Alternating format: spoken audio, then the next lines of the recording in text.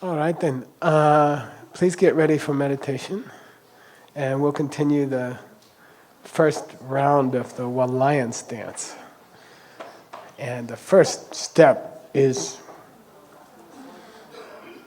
turn your phone on.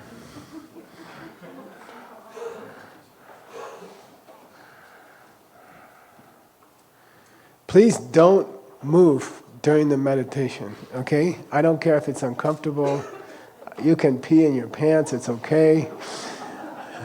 Really. I used to play baseball. They said, if you gotta go, just go. You know? In the middle of a game, you're not supposed to leave the field. Okay? So don't move. And I don't care if you're, director of the retreat or what. Okay? Because it disturbs everybody.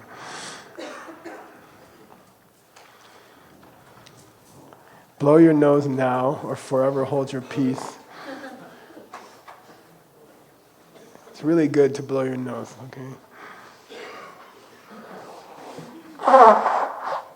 The people online really like it.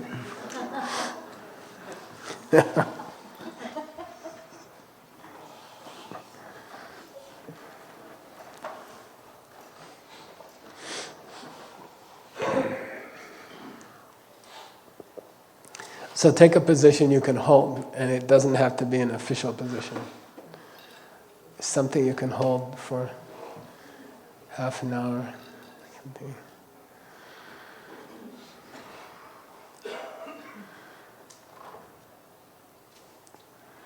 So we finished the lobby, and we went up to the 8 floors, and now it's time for your American breakfast, okay?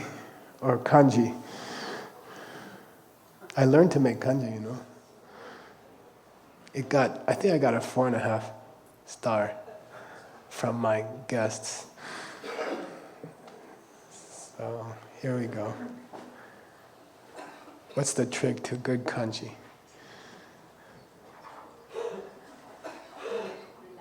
You have to freeze the rice overnight.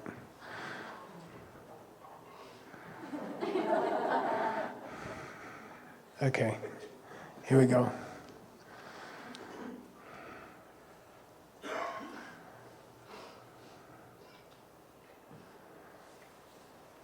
So we teach, I don't know, Scott knows, I think we teach 180 DCI programs a year or something, days. Something like that? 150? So we teach so many people that we experiment with different things to see how they work on people. Sometimes people fall asleep, sometimes they like it better. So this meditation has also developed, evolved. Okay? So I'm going to share with you what the American breakfast tastes like right now. The surfing. Okay, here we go.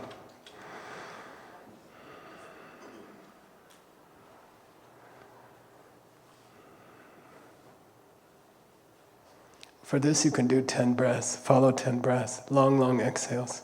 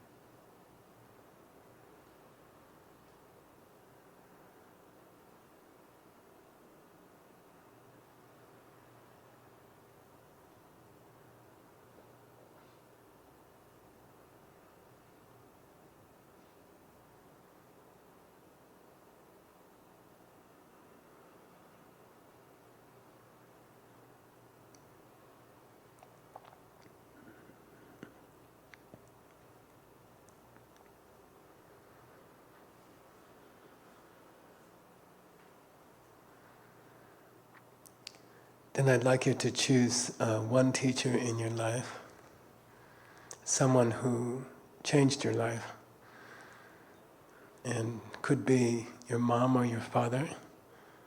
These are very important teachers in your life. Could be another relative in your life. Could be a school teacher who changed your life. Some people even had sports teachers who changed their life. Maybe it was the person who taught you your job, your career. Or it could be a spiritual teacher, a rabbi, a priest, a monk.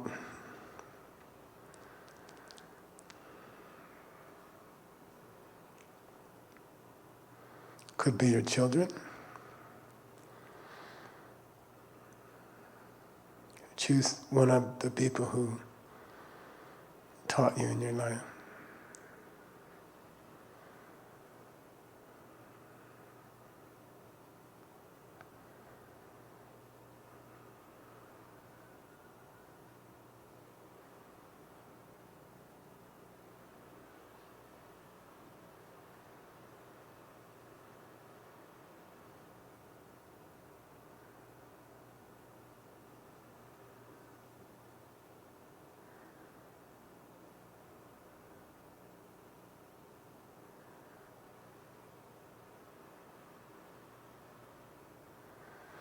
Now ask them to please come and meditate with you.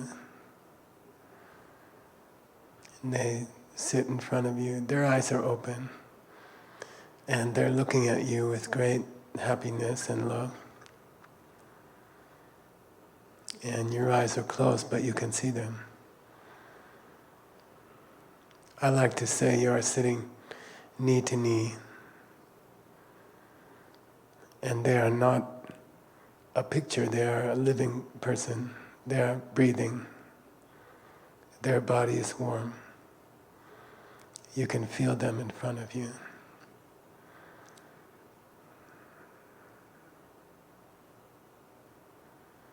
Make the picture clear and natural and alive.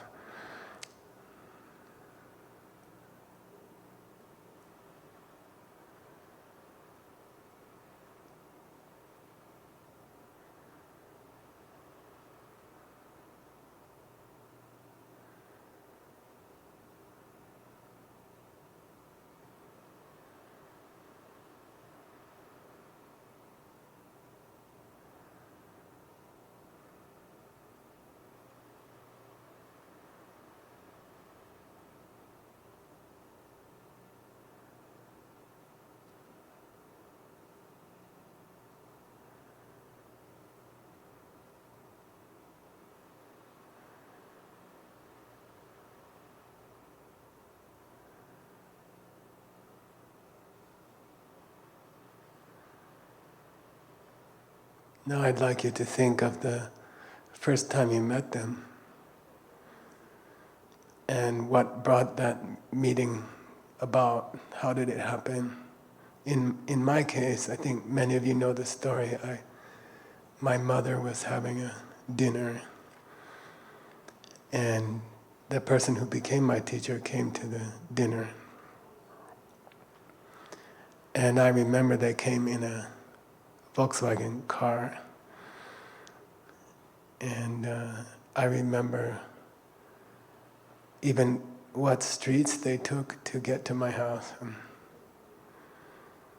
I remember what we ate for dinner, how the meeting happened.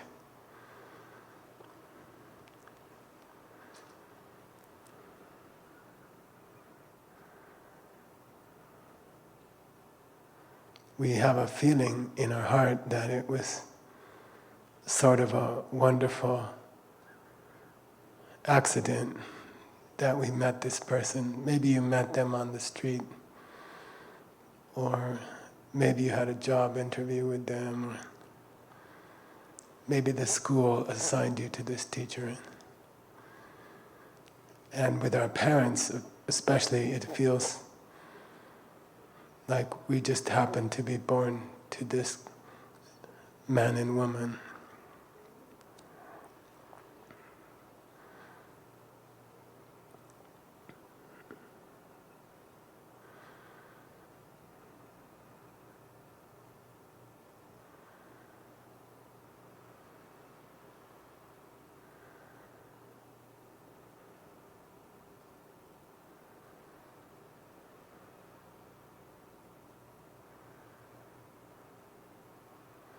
Then try to remember the pen and how the pen is coming from me, because the dog sees something different. So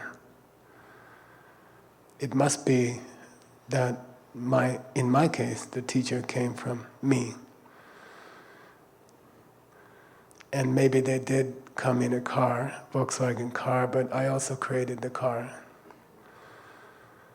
And I created my mom, who invited this person to dinner. And I created the front door of our house, came from me, through which they walked when I first met them. The streets of the city were coming from me. Their house was coming from me. The hospital they were born in is coming from me.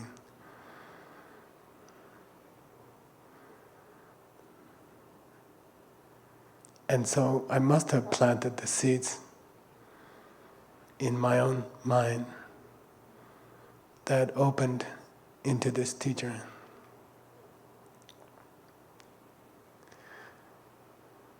So a teacher who just showed up at my house in a Volkswagen car,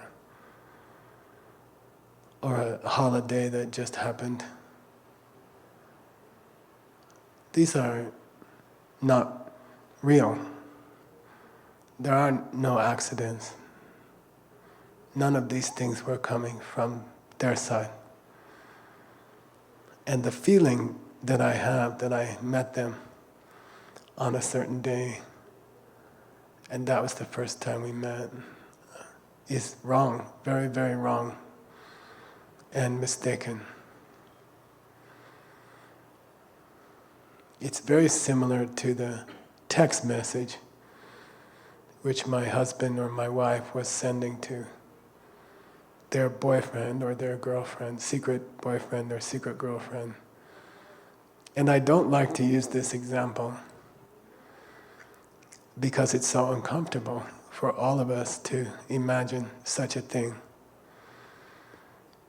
And you start to feel some sort of troubled heart, or uncomfortable in your heart to imagine such a problem in your life. But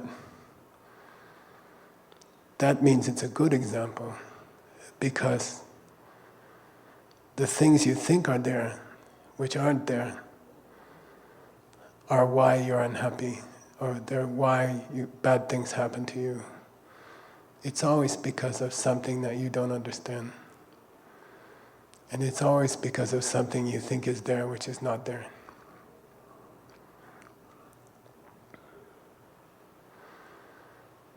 So meeting your teacher in this life, any of those teachers, by accident, is such a teacher doesn't exist.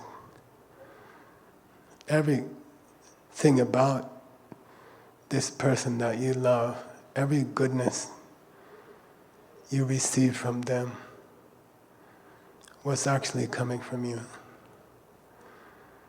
from seeds that you planted. So choose one or two beautiful things about this teacher that you like. For example, I enjoy that my teacher enjoys helping people with handicap or elderly people. She really enjoys serving them. So choose a quality like that, which is part of why they're your teacher. You want to learn to be like that.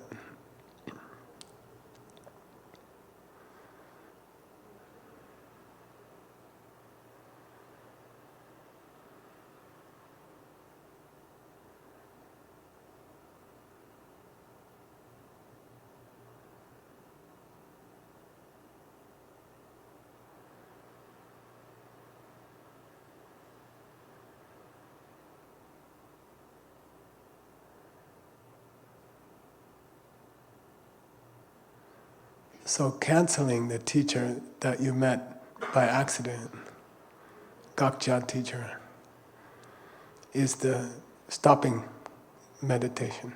That's actually an emptiness meditation.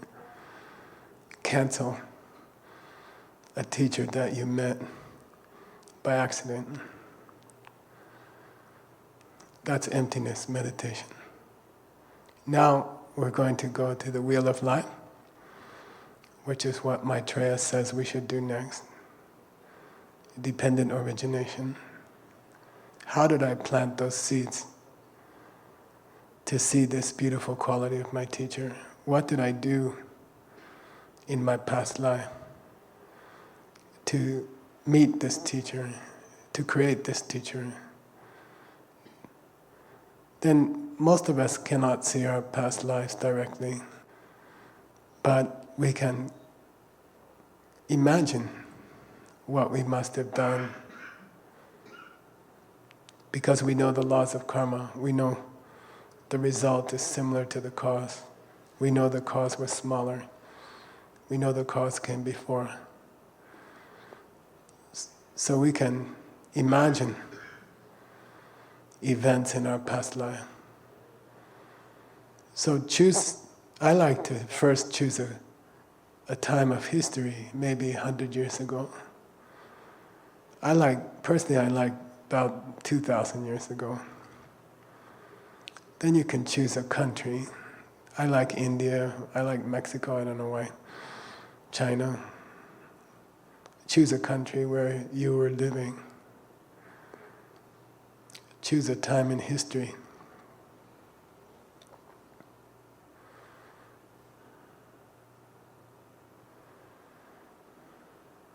Choose a sex, were you male or female? Choose an age, how old were you? Choose an occupation. What did you do in those days, in that birth?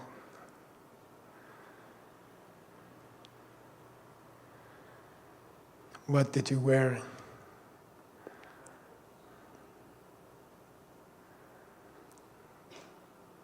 What was your neighborhood like? Did you live in a village or a town or a city?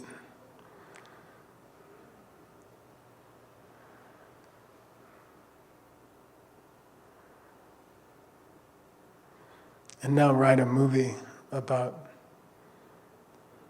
what you did to create this teacher's beautiful qualities. In my case, I must have served the sick or served the elderly. So make a few stories. Feel free and creative. Anything you can think of is also coming from seeds that you have earned. So make a beautiful, quiet story of who you were and what you did to plant these seeds. We'll go for about 5 minutes.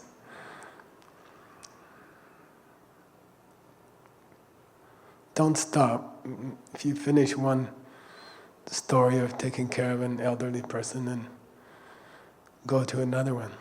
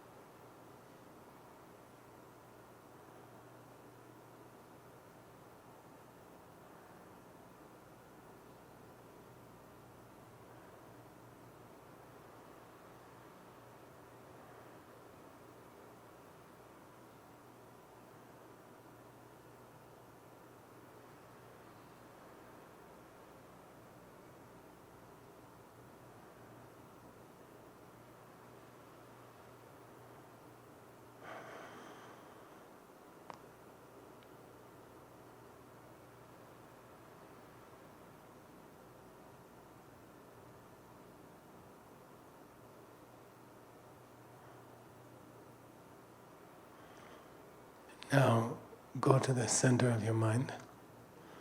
For me, it's kind of like a dark room with a single light, beautiful light above, and the light is shining down on a small nest of seeds. To me, they look like robin's eggs, but they are silver. 5 silver seeds, eggs in my mind, in the center of my mind. And these are the seeds from those days that I planted in my mind. And slowly one of them begins to crack, like a chicken might come out. And instead, this picture of a beautiful teacher who serves others comes out of the egg. Like, I liked it. It looks to me like a hologram. I can sort of see through it. And it's made of light, and it comes to the... I like to imagine that it comes to the back of my forehead, on the inside. And then it passes out, and it floats over to my teacher in front of me. And it settles on my teacher like a coat. It coats them. And because of this magic coat, light, I see service. I see my Lama serving. And if I did not have those seeds, my Lama wouldn't be so kind.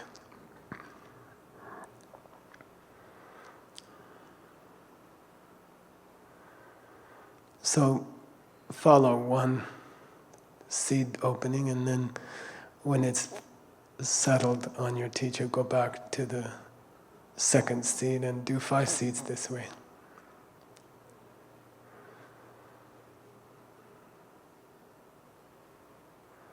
This is dependent origination, this is the wheel of life.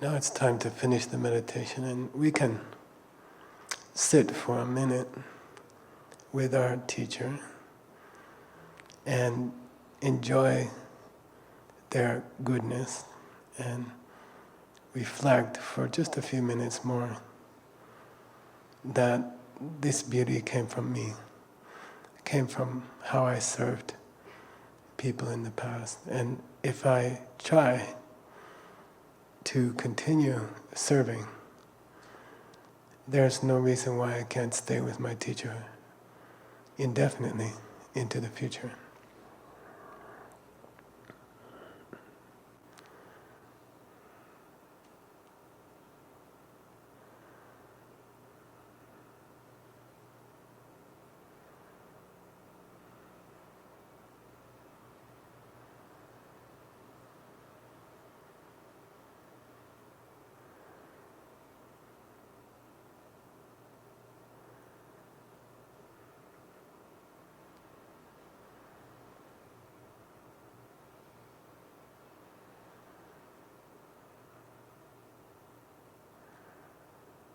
And remember, tonight, before you sleep, I know a lot of us, we don't do coffee meditation every night.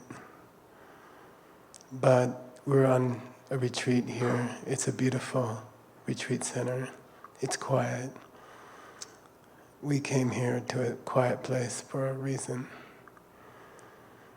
And tonight you have time. You came here. You're not at home. You don't have all those busy things. And you have time to appreciate all the goodness you have planted in your life and all the evidence around you of beautiful seeds you have planted. So tonight, before you sleep, appreciate yourself and the kindness you must have done to create all the good things in your life. Your life's not perfect, but there are many beautiful things. And they're all coming from you. And you should spend a few moments tonight before, as you sleep, to think about the good seeds you must have planted, the goodness you must have shown to others.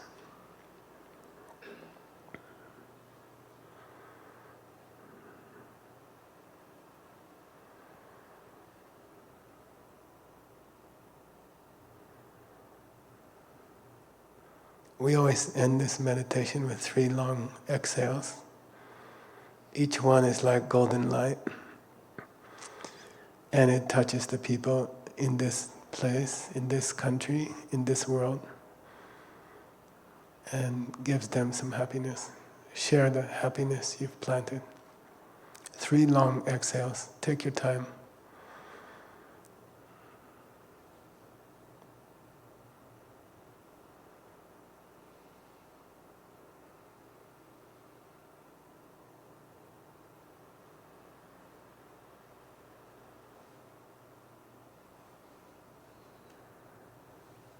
Then you can slowly open your eyes.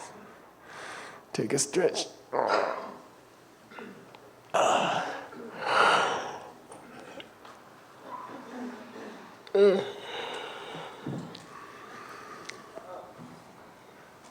You guys did good but we're not tired yet, right? That comes in about 2 days. Any questions about that part?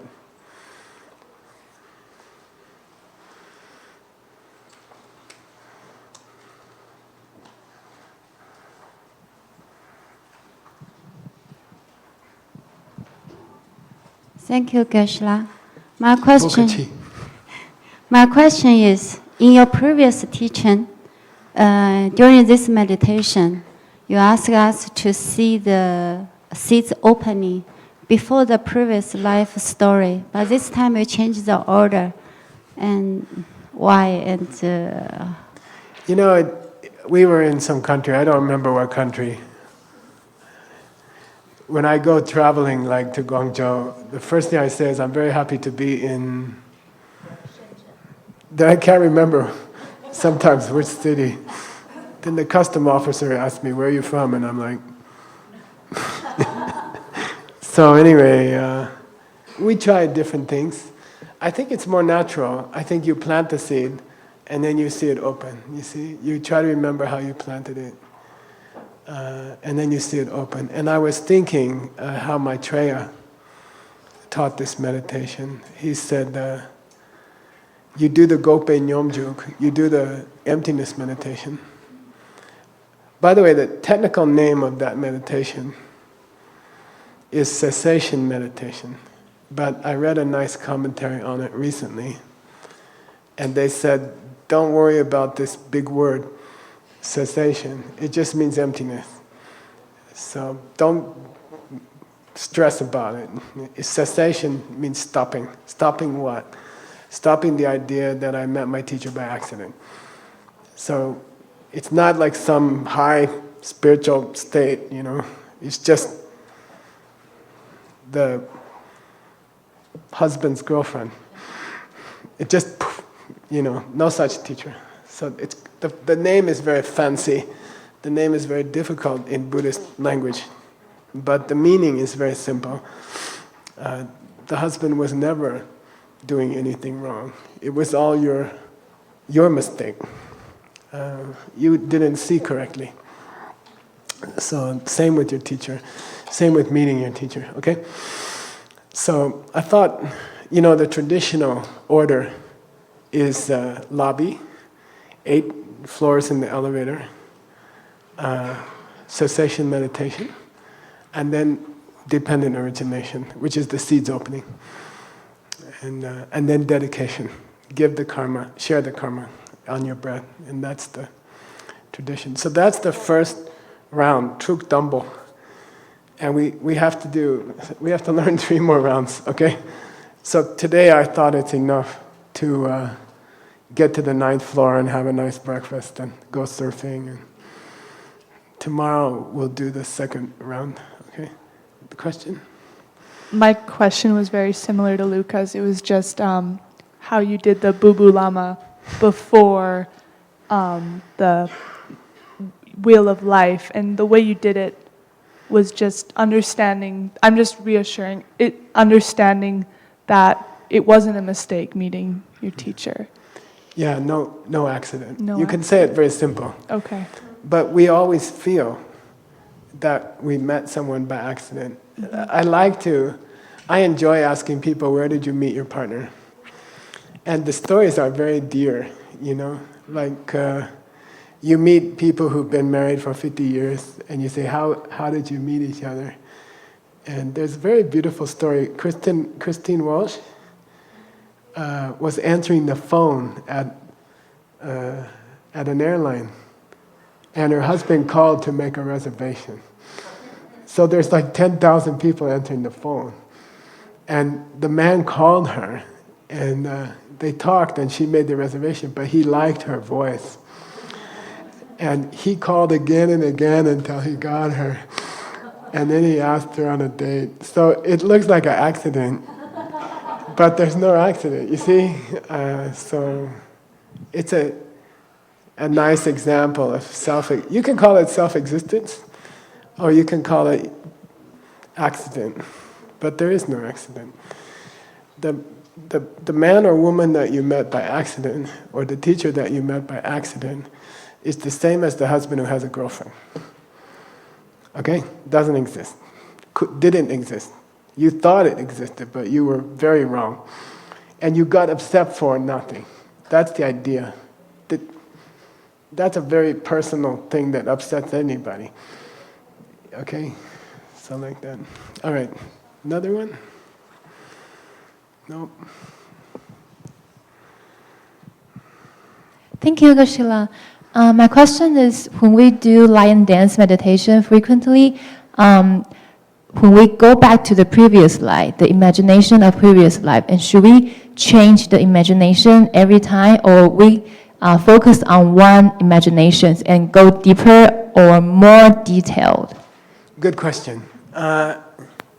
Generally, in meditation practice, it's good to repeat something a few times, and then it's good to change it, because you'll get bored or you'll get dry. So, I go to India for a while, for a couple days, then I change to China, then I go to Mexico and France and, South America, and so either one's okay. Personally, I like to spend 2 or 3 days on the same lifetime, and I make more stories, more old people I'm helping.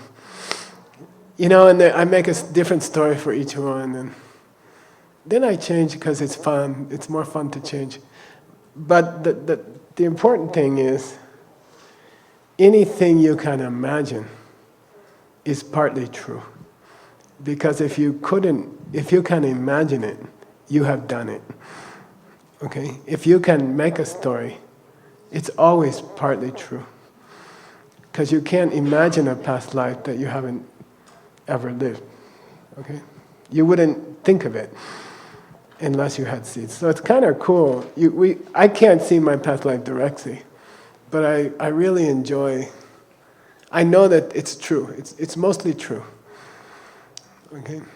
Any other question? No? Okay. One more and then we'll go to the Lamrim. Thank you for teaching, Geshe. My pleasure. You emphasize that we should deny the idea of the accident Lama. For me, it's always visualization. It's imploding, or I wipe him out like on a board, and then I make the new one. Yeah. Is that okay? Yeah, great. Okay. Yeah, it's a little bit inauspicious. It's not lucky to cancel your Lama. I know what you're feeling, but you can take comfort in the fact that they were never there. So you're canceling someone who was never there. By the way, there's 2 gakchas in this meditation. Who can tell me? The Lama that's not coming from you. Yeah, the Lama who's not coming from you is one of the gakchas. What's the other gakcha? It's the noisier place. It's the last floor on the elevator. Okay? When you're on the 2nd floor, when you're inside the heart, it's the heart you were watching from the outside. It's called gakcha. So in the study of emptiness, there are 2 kinds of gakcha, rigpe gakcha and lamki gakcha. Rigpe gakcha means the gakcha, or the non-existent thing that you cancel with your reasoning, that you figure out a Lama that you met by accident is impossible. That's called rigpe gakcha. Logical gakcha. Okay? And that one never exists. Cannot exist. Okay? But there's a second kind of gakcha that we don't talk about very often, which is called lamki gakcha, of the path. The gakcha of the path. And in the lion's dance, the lamki gakcha is the noisier place. Each time you go deeper, you reject the last place, okay? And that's called, in the study of meditation, that's called a gakcha. So you might get confused if you read Tibetan. You'll see all these gakchas in the lion's dance before they get to emptiness. But it means you are rejecting the noisier place, okay? You are rejecting the air conditioner to go to your heart. And that's a famous meditation method called Shiraki Nambachen. Say Shiraki Nambachen. Shiraki Nambachen. Rejecting the less subtle and going to the more subtle. And it's not an emptiness meditation. It's a temporary meditation. It's a swimming laps in the pool meditation. Shiraki Nambachen, very famous. Why I mention it is that I believe most people in this world who meditate are doing Shiraki Nambachen. They are trying to get more quiet. And they don't understand the goal of meditation. They are just trying to get more quiet. That's called Shiraki Nambachen. And it's not a goal. It's an exercise. It's like swimming laps. But it's not surfing. Okay? The purpose of meditation is to see emptiness directly. Okay? The whole purpose of meditation is to cancel the teacher who was never there. Okay? Because those are the things that cause suffering. People that weren't there, that you thought were there, are the only cause of suffering. The 2 husbands in the kitchen. Okay? The husband who hurt you when you didn't do anything doesn't exist. And if you understood that, it's impossible to be unhappy. Okay? Very interesting. Okay, let's go to the Lamrim. This is kind of super sexy subject. 4 truths, okay, of an Arya. Arya means a person who has seen emptiness directly, okay? And we're talking about the first time they see emptiness directly, okay? And it's the most important thing that will ever happen to you in your life, in your lifetimes. It's 20 minutes after billions of years. And it changes everything. If you see emptiness directly, you will become a Buddha, and nobody. It's impossible to stop it. It's like getting pregnant. You're gonna have a bit, something's gonna come out, okay? Like, you can't, after that you can't stop it, okay? If you see emptiness directly, within a short amount of time, you will be Maitreya, okay? And nobody can stop it. It's like some kind of weird thing. It has an extreme power, extraordinary power. And for the first day,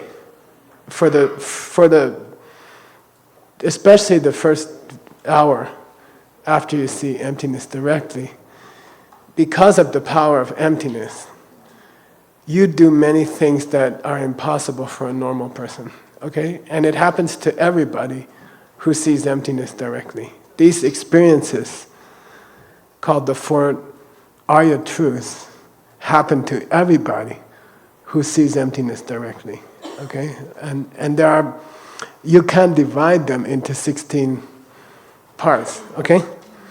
So I'm going to give you some of the parts from a traditional scripture.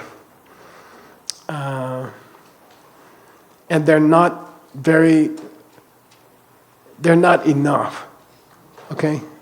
But I want you to hear how it's usually explained. And then I want you to hear what it really is, okay? But, so I'm going to take you through two scriptures. Let me see. I just chose two. There are many.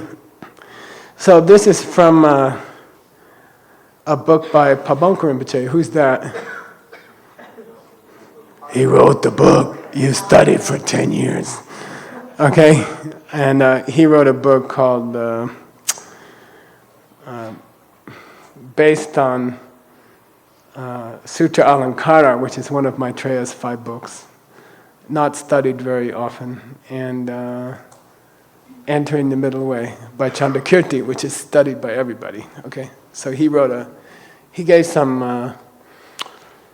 a lecture about that, and he talked about these 16 parts of the 4 Arya truths, okay? Nice. Who did that? Mr. Andrade. There's a really good singer lady called Andrade. Do you know her? I would play the song for you now, but tomorrow morning. I thought maybe you're related. She looks kind of like you, but... Okay, anyway. Dungel She Dupa Yuong. So he's trying to explain the name of the first truth. What's the first truth? You shouldn't say that. A debater, when asked a question, will clarify. First, you talking how we experience it, or you talking how we figure it out? Okay? So sometimes the answer to a question is to ask a question back. You ready? What's the first truth? Yeah. Are you talking about how it happens, or are you talking about how we figure it out? I'm talking about how we figure it out. So then what's the first one? Pain. Okay? Pain. Suffering. So he takes the Tibetan word for suffering, dungel, and he said, by the way, I don't know if you guys know, dukpa by itself, without the ngel, means beautiful. A synonym is yuong, attractive. The city of the gods of the 33 at the top of Mount Meru is called Dana Duk. When you see it, you are stunned by its beauty. So duk means beautiful. Okay. By the way, it's not the dukh in Sanskrit, dukkha, which means suffer. It's no relation. Okay. Dukpa yuong. Dukpa means attractive. De gapa, something which blocks that beauty or cuts that beauty or wears out that beauty is called ngelwa. Okay. So dungel means erased beauty. And that's the Tibetan word for suffering. That's the name of the first truth, okay? So that's his explanation. That's as much as he says about the first truth, okay? Then he says, gyuni chegyu. Then the second truth is what? The source, okay? And it has 4 names, right? There are 4 parts of each of the 4 truths. The first one is gyu, which means cause. So the source of suffering is also called the cause. There are 4 words traditionally used to explain the second truth, okay? 4 parts. And here's how they're normally explained in a scripture, okay? The gyu, the second truth, which is called the source, it has 4 names. One is gyu. Gyu means 因果, cause, okay? Cause of cause and effect, okay? And the cause, he explains the word. He's explaining the 16 aspects, okay? This is Pabonka. This is your author. This is that we just spent 10 years with him, 9 years, okay? Chegyu. Gyu means chegyu. Cause means the cause that makes it. That's the pain. The cause that makes the pain. Cause means cause that makes the pain, okay? Chegyu, all right? Rapke, which is another name, it's the second aspect of the second truth, okay?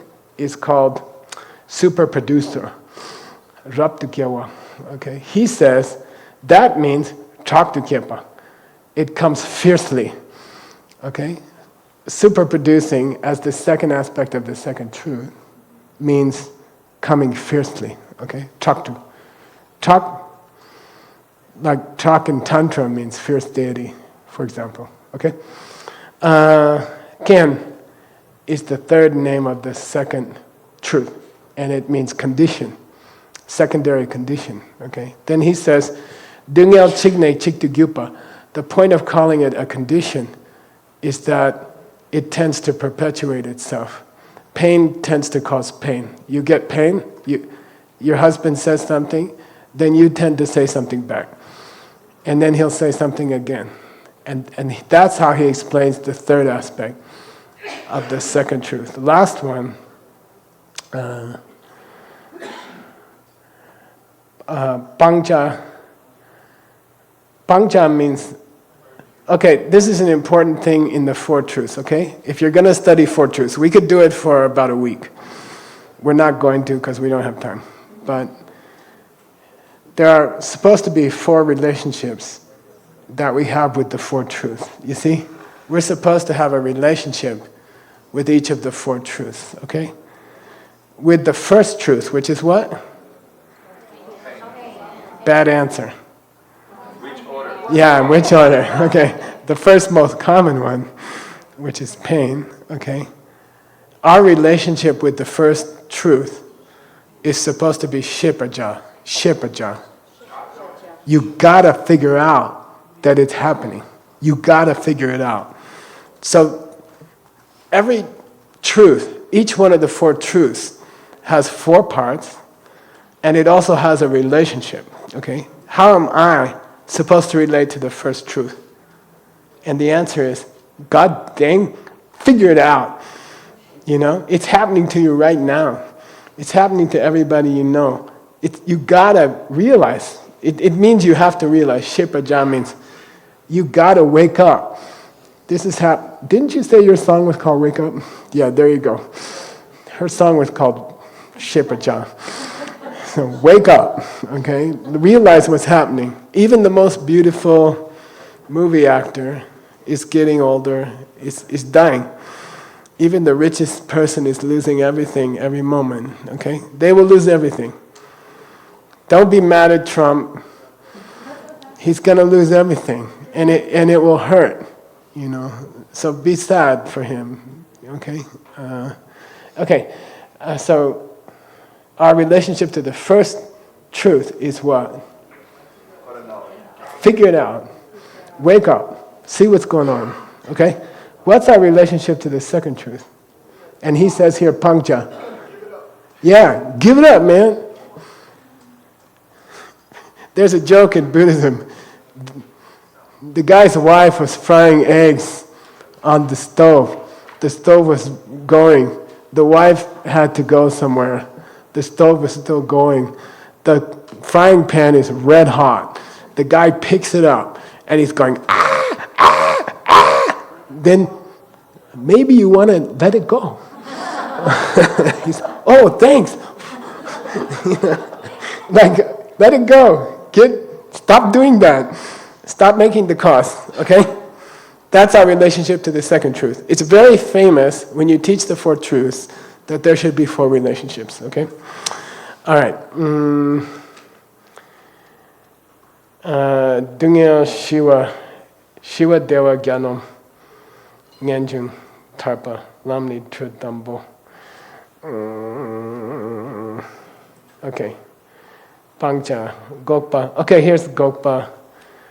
The third one, which is what? In the order we're talking about. Yeah, the end of suffering. It's also called peace, Shiva. It's also called Deva, happiness. It's also called Gyanom, beautiful. And it's also called Ngenjung, which means you came out. You left, okay? And Tarpa, it's also called Tarpa. Lam,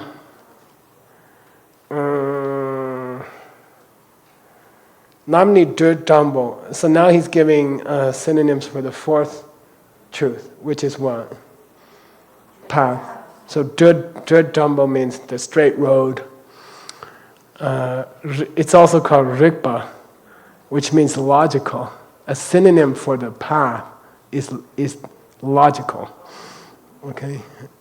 One of the four aspects of the path is logical. Okay? And he says that means correct. Drupa means something you should try to practice, okay? And achieve. And it's the opposite of Gakpa, which is the third one, okay? Yeah. Does that relate to the verse of the Wheel of Life, saying Pisaki? Yeah, it is somewhat related, yeah. Champa Jashin Yuwa Sangitena Jupacha, Damba Kimna Lang Chenshin, Chidak Deni Shombacha. It's partly related to that, yeah. Tuncho ne Tarpadoa, Lan Dopa Mepe Ngenjing. And it's also called definitely coming out because you're not going to go back, okay? These are his explanations of the 16 aspects, and that's all you get, okay? You just get kind of synonyms for the 16 words. He explains the words and not the meaning. That's what I'm trying to say. And that's all you get, okay? Now, let's go on to Keduje, okay? And he wrote a book called Dongtun Chemo, which is like an interlude on emptiness, like a trip to emptiness. It's called A Brief Trip to Emptiness. It's almost 1,000 pages. Okay, it's called A Little Trip to Emptiness. And it's 1,000 pages. And it's one of the best dang books about emptiness ever written. And the lion's den's best explanation comes from that. So we should translate it. So if any single person or group of people in this room wants to do something smart, like Norbert started this custom,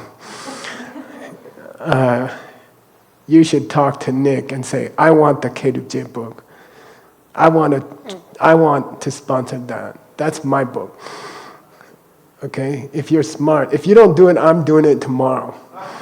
Okay? I'm threatening you. Okay? It's not cheap to feed a translator for 5 years. Okay? But it's one of the best things you can do. Because that book will be translated into 7, 8 languages, right? And people will use it for hundreds of years. And your name will be on the front. Okay. All right.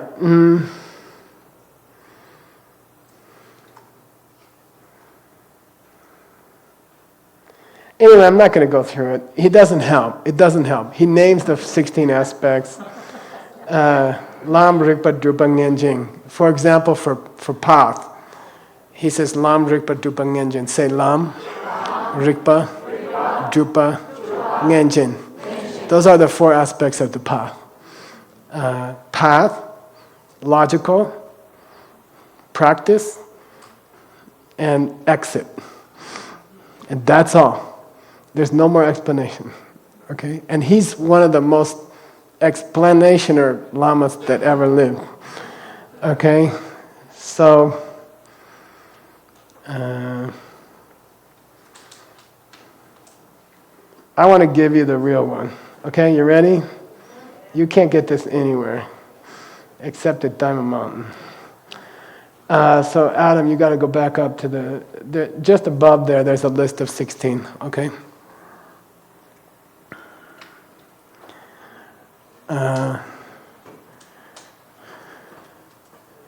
Yeah, good. Right there. A. Okay. Truth of pain. Then this is a presentation. Okay, you should write it down. You can't get it anywhere. You should remember. It's part of what you're going to meditate on when you're in retreat, okay? So A means truth number 1, which is the truth of pain, okay? Shepa Ja means your relationship to it should be to figure out it's going on now while you're sitting in this class, okay? You gotta realize what's happening to you. Your body doesn't fall apart when you get to my age or Phil's age or John Brady's age. Your body's falling apart now. Okay? Got it? You've got to understand what's going on. Okay? Then the first of the 4 aspects of the truth of pain is mitakpa. Okay? Mitakpa means you are impermanent. Okay?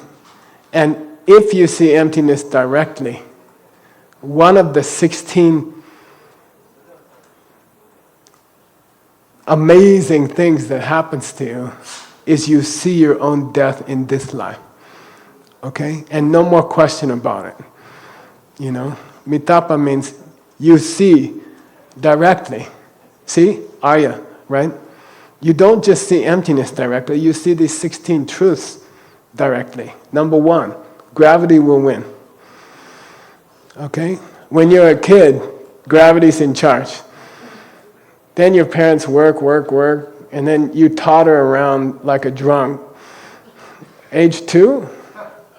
Gelsey? I don't know how, I haven't been through this, except on the other side. Yeah. So your parents are trying to get you to stand up straight, which is unnatural for any animal to walk on 2 legs and fight gravity your whole life. And then gravity wins, okay? There's a very famous politician in Washington recently. She fell down and killed herself. She fell down and she died. Very famous congresswoman, you know, and gravity won. And it will win for each of us, okay? So that's the first one, okay? Mitakpa. You are impermanent. Your days are numbered, okay? You will fall down. You will go down and not get up, okay? Unless you practice well, unless you see emptiness directly, okay? It will happen to you. Gravity will win, and you won't get back up, okay? All right, number 2. Dungyao means suffering, and it's an understanding of what's going on in the whole world, and that you have not yet reached nirvana. Okay, even seeing emptiness directly, you right after that, 21 minutes later, you start seeing things wrong again. Okay, so you're not finished yet. Okay. You have the ammunition, you have the knowledge, but you're not finished yet, okay? All right, that's called suffering, okay? The second aspect of the first truth is called pain. What's the first truth called? Yeah, the name of the second aspect of the first truth and the name of the first truth are the same. Okay, it's called pain. Okay. Third one, and here's an answer to Earl. Okay, this is tradition. Tongba. So, strangely, the Buddha named the third and fourth aspects of the truth of suffering. He named them emptiness and no self-nature. Okay? It doesn't seem to be a kind of pain, you see? But the Buddha named them emptiness and no self-nature. And Ben talked about the Abhidharma school today. And there's a popular debate in the monastery. Does the Abhidharma school teach emptiness? They don't. They teach dogme. They teach anatman. They teach no self, no self-nature. The pen is not itself. But they never ever teach emptiness. They don't call it emptiness. In their school, they don't call it emptiness. Abhidharma does not use the word emptiness. It uses the word no self-nature, okay? Except when they teach the Four Truths. So you can win a debate, okay? If you want to win a debate, I'm just giving you ammunition. You know, bring up the first truth. First ask the opponent, does Abhidharma accept emptiness? And they'll say no, which is correct. Then say, so the Abhidharma doesn't accept the Four Truths, right?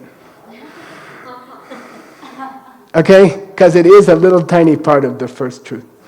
Okay? So, Tongba means the experience of the daimon. Okay? Direct perception of emptiness is the third aspect of the first truth. Okay? The experience of that direct perception. Okay? Daimon. Similar to a daimon. What's the joke? What's the big joke about the daimon? It's the closest thing to emptiness, and it's not close at all. Okay? In this world, in the world that most people live in for their whole life, the diamond is the closest thing to emptiness. If you could be around diamonds every day,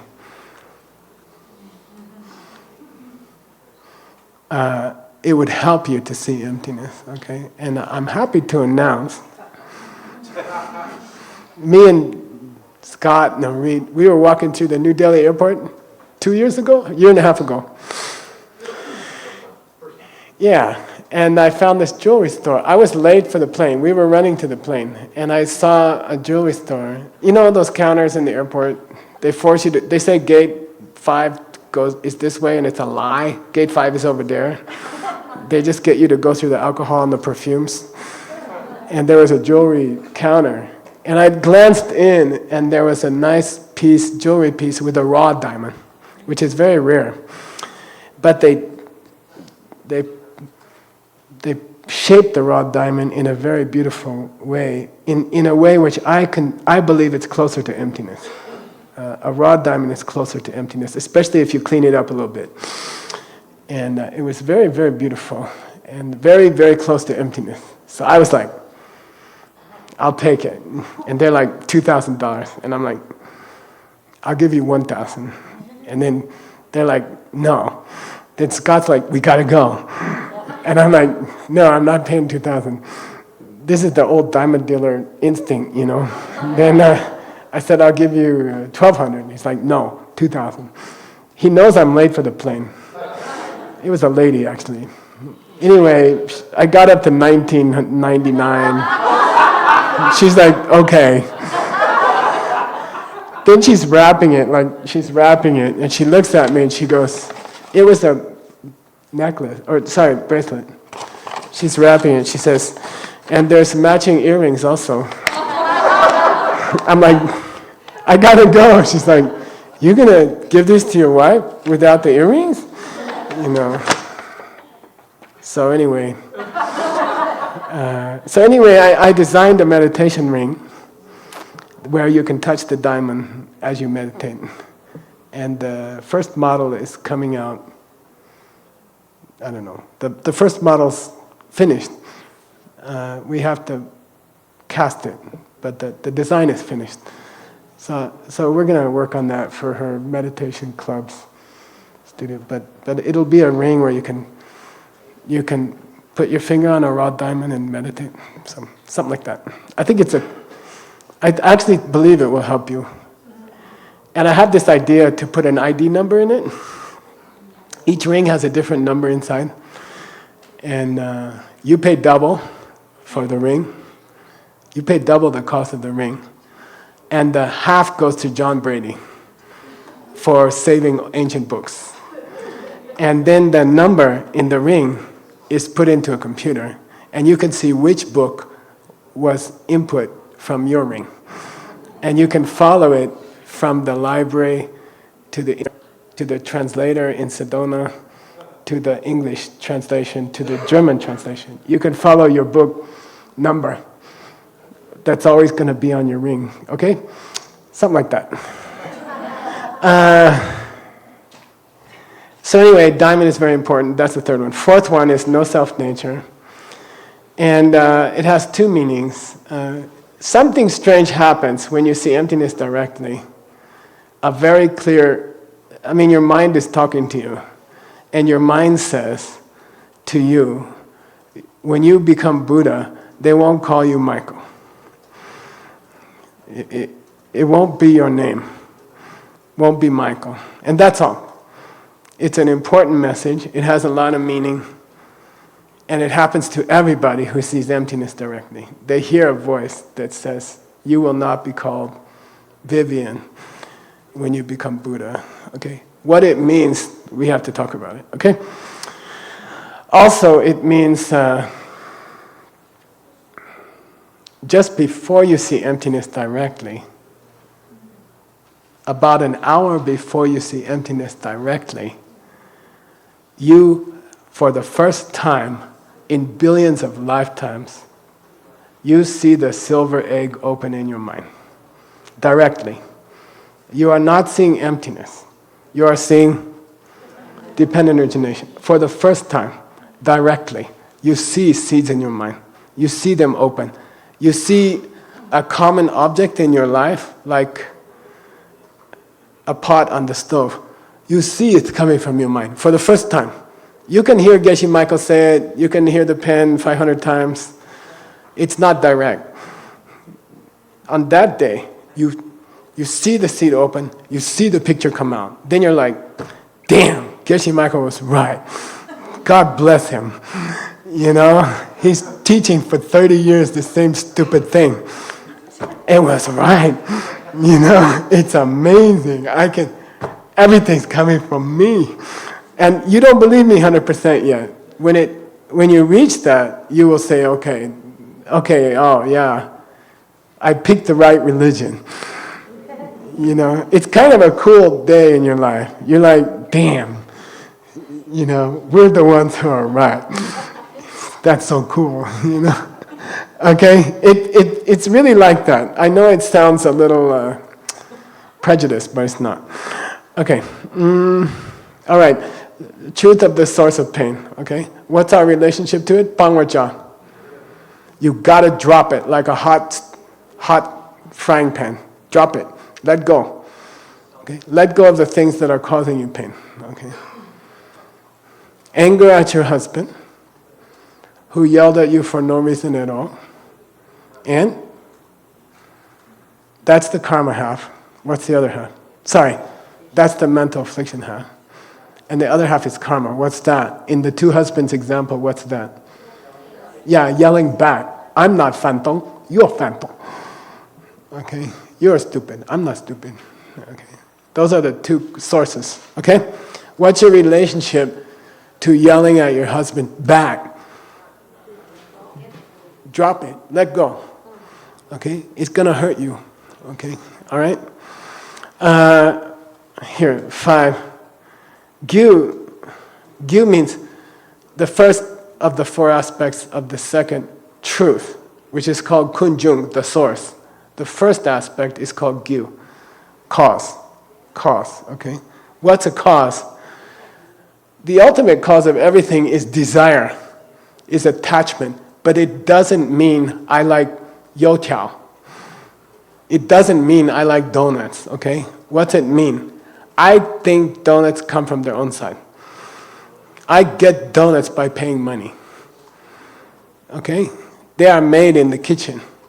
My Lama, I met my Lama by accident, okay? These are all the same, okay? Gyu, that's gyu. You misunderstood the pen. You think the pen is coming from the pen. You think the pen comes from a pen factory. You think it's made from oil. You think you got it with money. These are all mistakes, okay? Gyu, cause of your pain, okay? You misunderstand things, okay? Where things come from. Okay, second one. By the way, we're up to 6 aspects, okay? Right? 4, 4, 4, 4, okay? Second aspect of the second truth has the same name as the truth. Okay? The truth is called source. The second aspect of the second truth is called source. Okay? Unfortunately, that holds for all of them. Yeah. It's not always the second one. So far, it's been the second one. Okay? All right. Kunjung means the belief you were born with that things are coming from their own side. And every living creature has it. Ants have it. Birds have it. Worms have it. Whales have it. Okay? What do you call it? In your bloodstream? Yeah. Little critters in your blood. They misunderstand. They try to avoid pain by swimming away. Okay? They don't understand. Okay? They really don't understand.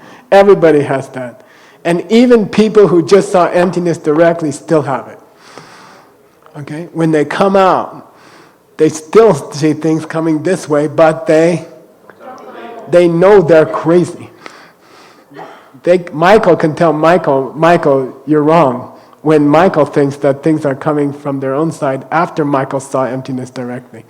Michael can talk to Michael. You know, Michael, you're stupid, you're crazy. Things are not coming from their own side. Yeah, I know, I just saw that. Well, why are you looking at it that way? Because I still have ceased to see things that way. Okay? I didn't reach nirvana yet. When you reach nirvana, it stops. So your whole life, even after you see emptiness directly, you believe things are coming from their own. It looks like things are coming from their own side. After you see emptiness directly, you don't believe it, but you still see it. Okay? It's like then that's the meaning of Maya in Buddhism. That's illusion in Buddhism. Okay? There's a contradiction between the way it looks and the way you know it is. Okay? All right. Third, what? Aspect of second truth. Okay? It's called ken, condition. Okay? And when you see emptiness directly, the power of emptiness for about 8 hours, you can read other people's minds directly. You can listen to their thoughts, okay? For the first time. And it goes away. By the time you wake up, you can't do it anymore, okay? But it's a very weird day in your life. Because every person you meet, you can read their thoughts. You know. So for example, if you were going to sell the sports car that your professor gave you to buy a small diamond, you could read the car dealer's mind when he says, I'm going to cheat this young man. You can read it directly. Every word they say to themselves, you can read it, you can hear it. Okay? Okay? So you have that power for about a couple hours. And one of the disturbing things is you realize how few people in your life have any hope in this life. Because you can read in their mind, they have probably no chance to see emptiness. They're not interested in it, they don't believe in it. It doesn't matter if you lock them up and talk to them every day for all day. There's no hope for them. And you read it in their mind. It's very disturbing. I think maybe we are protected from reading minds by some divine law, because I'm a person crazy. To really hear what your friends think about your haircut, You wouldn't have any friends anymore. Okay. Number 8. Why is it called condition? Yeah, you see, they don't have any condition in their mind for that. Right? Or they have the conditions for continued pain. How's that? Yeah. Rabke, and there's many misspellings of number 8. This is the correct spelling. And it's this pouring out of pain, of the source. Okay? It's the pouring out of the source. Pours out quickly, like a pipe that's broken, like a water pipe that's broken, and the water is bursting out. That's called rabke. Okay? Super production. Okay? And it means all the actions you undertake in your life are infected, okay, by selfishness. You cannot do a good thing until you see emptiness directly. It's not, you can't do it. You can give money to people, but some part of you wants recognition. You can make offerings to the altar, but some part of you wants other people to see.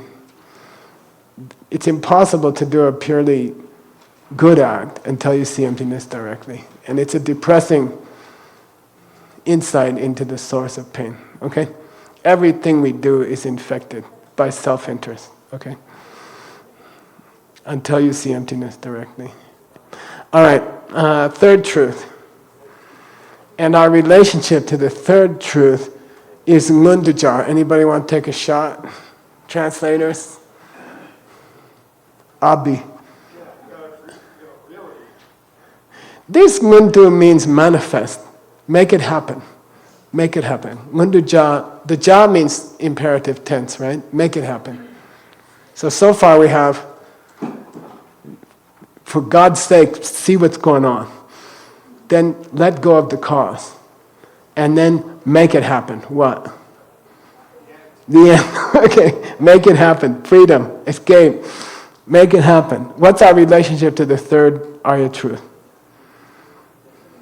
For good, you gotta make it happen. You gotta make it happen. Okay? You gotta reach it. You gotta do it. Okay, that's our relationship to the third truth.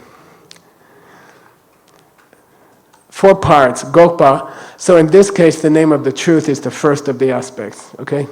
Gopa means ending, stopping. And a cool experience for a person who's just seen emptiness directly is that they perceive their Buddhahood directly. They know the day of their enlightenment, and they see it directly. They see themselves enlightened directly. Not guessing or not thinking. They see it directly. They see themselves as a Buddha. And they know how long it's going to take. And 7 lifetimes is very typical. If you practice Tantra, it will be faster. But if you don't practice Tantra, and you just see emptiness directly, you must become a Buddha within 7 lifetimes. You cannot stop it. You can go out and kill as many people as you want. You will still become a Buddha in 7 lifetimes. Of course you wouldn't do it, but I'm just saying you can't stop it. It's very cool, very, very beautiful. And it sounds like a long time, right? 7 times 70 is 490 years. But compared to billions and billions and billions and billions and billions, I like to say the bullet that you shot at the paper target touched the paper. The bullet is moving at the speed of a bullet. And that's how close you are, you know? You know, the bullet touched the paper. Slow down the bullet. The bullet's moving, you know, like, I don't know, 10,000 feet a second or something, and it touched the paper, and you're there, okay? Then it's nothing. 7 lifetimes is nothing. Ask Phil. A lifetime goes like that. You're like, wait a minute, I used to have hair. I used to surf. What's going on, you know? 7 lifetimes is cool. You know, you should be happy, okay? And it's funny because I've had this experience, and then I read about it later in the scripture, and it made me so comforted. It's called Sipa Lendu Bawa. It's in the Abhidharma. Okay. Say Sipa, Len, Dumbawa. 7 lifetimer. Okay, Sipa, Len, Dumbawa. Okay. It's always 7. Don't ask me why. All right. Number 10, Shiva, peace. Okay, comfort is the second aspect of the third truth. Okay, third truth is cessation, right? Stopping the pain. And the second aspect is called peace. Okay, and it means you have some ability on that day to see your future lives during the 7. What will happen during the 7? And the most comforting thing you see is that as a child, you will be born into a place where you already have a teacher who can teach you Buddhism. Okay, like Dalai Lama or something. You are born into a place where within a few years, you already have a teacher who's fully qualified. And they will take care of you until Bakchaksepa. What's Bakchaksepa? The old seed wakes up. So about the age of 16, 17, you will remember what happened. But during the first 16, 17 years, you don't. But you have these extraordinary teachers around you all day, teaching you, training you, okay? Then at 16 or 17 years old, you suddenly remember what you saw. It's called Bakchaksepa. Okay, number 11, third aspect of the third truth. Okay, third aspect. What's the third truth? In the order we're talking about? Yeah, end of pain. It's called Gyanomba. Gyanomba is a beautiful word in Tibetan that means beautiful. It means elegant, luxurious, sexy, hermosa, just super beautiful. Let me see. Stunning. Okay, super pretty. Okay, it's a nice word to call somebody. You are really Gyanomba. Okay, and that's that you will see that you will get assigned a whole planet in the future. Okay, if you're practicing Tantra, it will be with your partner. So you'll get a joint ownership of a planet. And you have to take care of everybody on the planet. And you're like standing over the planet, and you're like, okay, I got 7 billion people here, and a bunch of bugs and stuff. And I gotta take care of all these guys, okay? Like that, they will give you, you will have your own world. Shakyamuni, our Buddha, made a prayer before he became Buddha. He said, give me the lousiest planet. Okay, I'll take the worst one in the whole universe. You know, he made a promise. I will take the worst one. If you make me a Buddha, I agree to take the crappiest planet there is. And he got us. Okay. Number 12. It's true, okay? I'm sorry. Ngenjung means, by the way, Ngenjung is also the word for the first of the 3 principal paths, which is renunciation. But the literal meaning of the word is came out definitely. Jung means came out. Nge means definitely. So Ngenjung means inescapable conclusion, okay? Which means it's something cool, okay? When you see emptiness directly, you see a Buddha directly, okay? When? During the direct perception of emptiness or afterwards?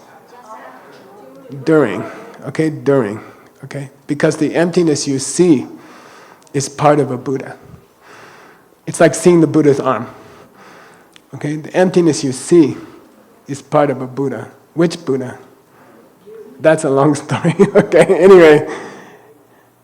So I always think of Christian. You know, I grew up Christian, and I love it. I very value it. I go to church sometimes. I think it's beautiful. But if you're honest, it's like there was a guy, I was chosen to go to the White House. You know this story? I met Richard Nixon.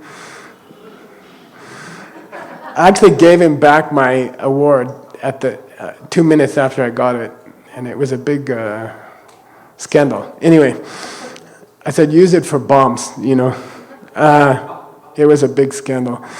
My dad got it back. Anyway, why did I mention that? Yeah. Oh, yeah. So anyway, I believe. Why did I mention that? Huh? Yeah, but I don't remember what's the connection. Anyway. Oh yeah, we met Neil Armstrong. He first man to walk on the moon. He shook our hand. We met him. We spent the day with him, and one of the young people with me said, "You never walked on the moon." It was all on a TV show. It was all in a TV studio. They put dirt on the floor, and you walked across, and they took a camera. Okay, and you know, we were all like, "That's weird to think like that." Why am I talking about that? You don't know if Christ existed or not. And you don't know if Buddha existed or not. You know, you just read some books, and you saw some statues, and you saw some pictures, and your parents told you something, and your monks told you something, but maybe they were just walking across a TV studio. You see what I mean? Maybe it was all like not real, you know, we don't know. Okay? Are you Christian? Yes. Did Christ exist? I don't know. Are you Buddhist? Yes. Did Buddha exist? I guess. I mean, everybody says so. But everybody says a lot of stuff, don't they? On that day, you confirm that there is a Buddha. Okay? You need to become a real Buddhist. Okay? Is there Buddha? Yes. Why? I met him. I met her. You know, I met the Buddha. I have seen the Buddha. So that's Ngenjung. That's an inescapable place. You can't get out of it. You saw Buddha. Okay? And it's exciting. Because then you're like, wow, I've been doing the right thing all these years, you know. I'm so, you know. I told you about my boss in the diamond business. He's Israeli. And twice a year he would give part of my salary. He would keep half my salary. And twice a year I would get a check from my monastery. Tax-free donation to my monastery, you know. So it's a lot of money. And every time he gave me the check twice a year, I would say, "You're going to give me some little extra?" And sometimes he would give me 100,000 extra or something. He would say, "Okay, 100,000, you know, take 100,000 extra." And then one day I asked him, I said, "Why you do that? You know, you're Israeli, you're Jewish. You're giving $100,000 to a Buddhist monastery, you know. Why you, I'm happy you do it, but why do you do it?" And he looks at me and says, "You never know who might be correct." I want to cover all my possibilities, you know. Okay, and on that day, he was joking, he was just generous. Not. But anyway, kind of. So anyway, on that day, you can say, "I know which is I got lucky. I was born as a Buddhist, or I became a Buddhist. And there is a Buddha, and I met them." Okay? And you know you're not crazy. There's a side realization that you know you're not crazy. Sometimes you see something after you drink a couple bottles of wine, and the next day you're like, "I don't know if I saw that." It's not like that. It's impossible. You know you're correct. Okay? All right. Truth of the path. We're okay on time? Tim, I'm doing okay? I still got half an hour or something. Okay. It's cool that we just hit this the first day. Okay. Fourth truth of the path, right? 4 aspects. Lam, Rigpa, Drupa, Ngenjin. Say Lam, Rigpa, Drupa, Ngenjin. Okay. First one is Lam, okay? It's the same name as the truth. The first aspect is the same name as the general truth, okay? Pa. A big part of the path for a person who's seeing emptiness directly for the first time, is the platform. It's the meditation you have to be in to see emptiness directly. Which of the 8 floors on the elevator is it, by the way?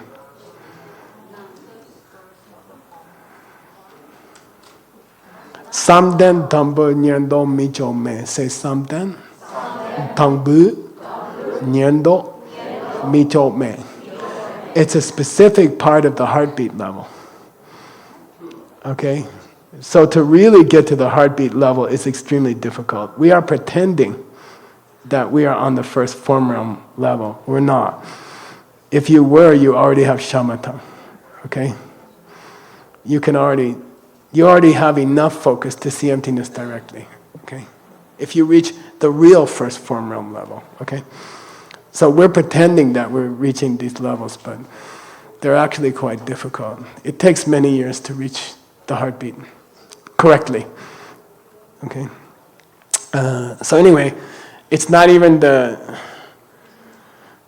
every level of meditation has 2 parts. It's called the main stage and entry stage. So which one do you see emptiness from?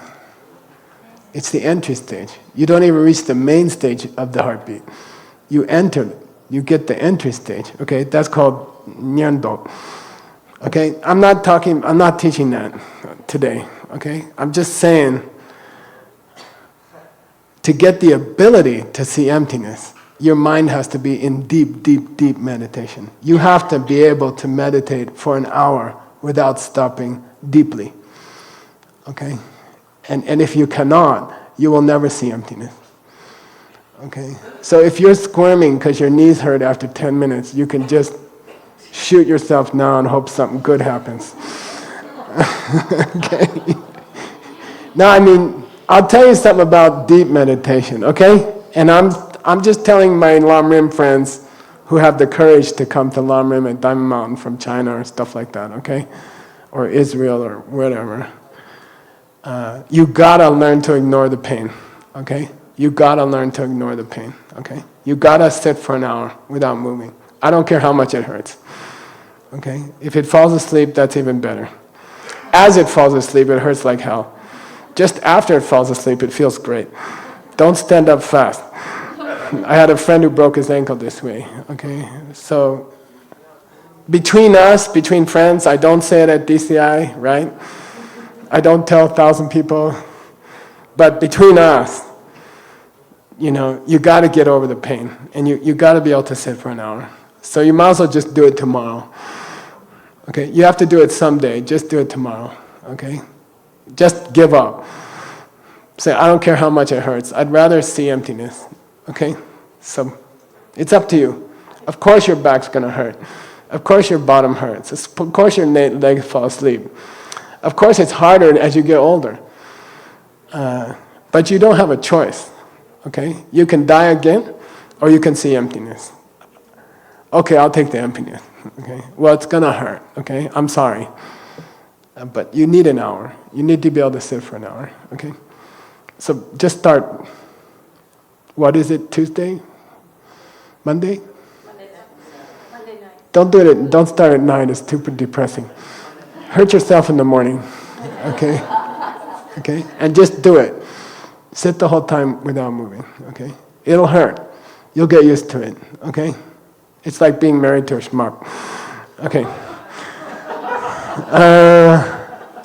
Okay, just kidding. Rigpa, which means appropriate, logical, makes sense. It means makes sense. And one of the deepest realizations you have is that every Buddhist book is 100% correct. Okay?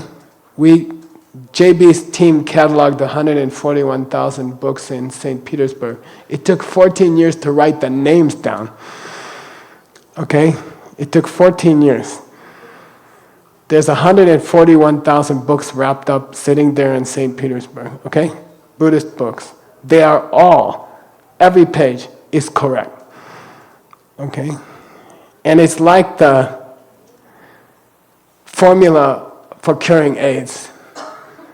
every single page is like the formula for curing AIDS. It's that valuable. If I gave you a piece of paper, oh, Jenny Wong, this is the only copy in the world of the how to make the medicine to cure AIDS. I'm giving it to you. Each page of those books is more important than that. You see, every single page is more important than the only page with the cure for AIDS. Every single page is correct and it's real and it can make you a Buddha. So your relationship to the books becomes different. You're like fanatical. You're like crazy. We gotta save these books. Okay? We gotta keep them in this world. If those books disappear, the world is finished.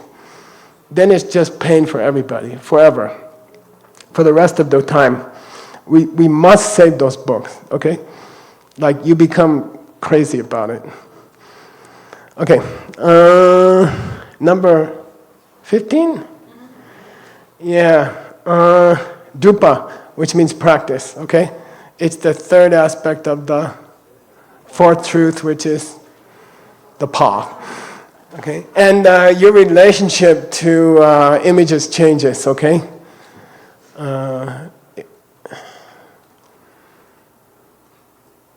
And Arya does their first prostration in the hours after the direct perception of emptiness. They make their first prostration. And they get down on their face. It's not like delicate knees and hands. They're like throw themselves on the floor, you know, because they're in front of a Buddha picture. And they have this deep, deep instinct to get down on the floor and put their face in the floor and you know, like this, to the picture of the Buddha, okay, because it's real, okay? Somebody saw Buddha, you see what I mean? I saw Buddha 10 minutes ago or 1 hour ago. You know, I stand up and I just throw myself down. And then people, what are you doing? I'm like, that thing is real. You know, that picture is real. No, it was painted two years ago in a factory. No, you don't understand. It was painted by someone who saw a painting, who saw a painting, who saw a painting, who saw a painting, who saw the Buddha. You see what I mean? Okay?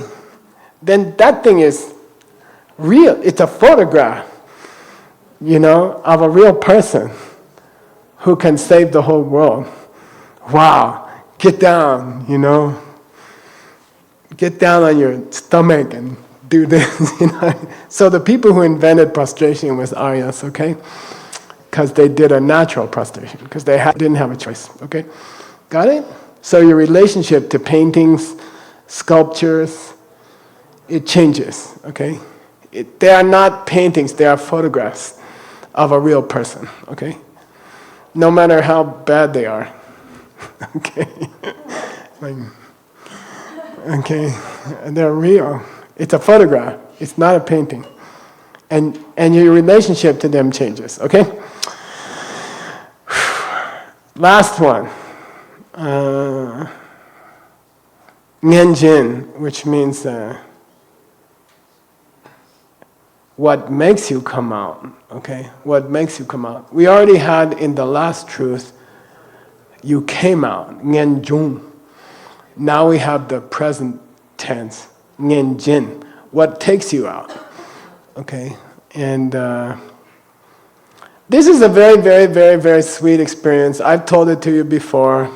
I'll tell it to you again. It's very, very cool. It's the coolest thing that ever happened to you after seeing emptiness. And after you come out of emptiness, while your eyes are still closed, there's a point in the experience when you start to see people.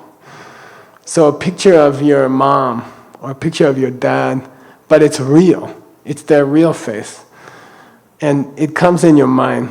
And then you have this emotion about it. And you say, I will take care of you. I will save you. Okay, don't look over there, that's a demon's influence. Really, okay? Not that you're a demon, your notebook is a demon. I saw I see my mother, comes up. And then there's this emotion pours out. I will take care of you. I will make you a Buddha, I promise. Then you're like, well that's finished. Then your dad comes up. And you're like, okay, I'll also make you a Buddha. And I love you, Dad. And then you're like, then your brother, then your mother, then your sister, then your friend, then the people you met on the subway yesterday.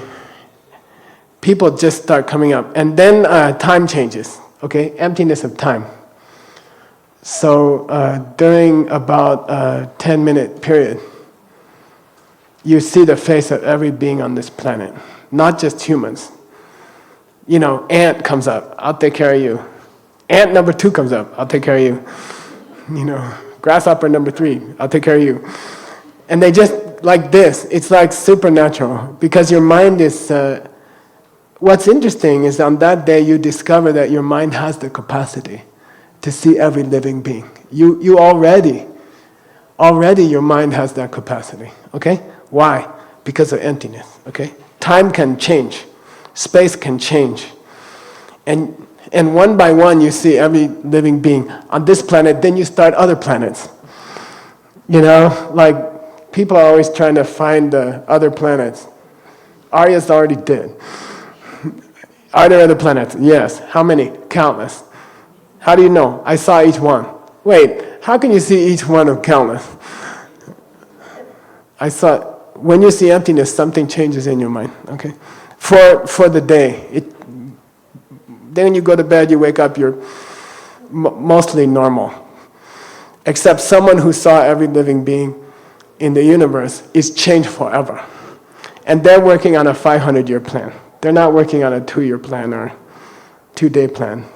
They're always thinking 500 years ahead.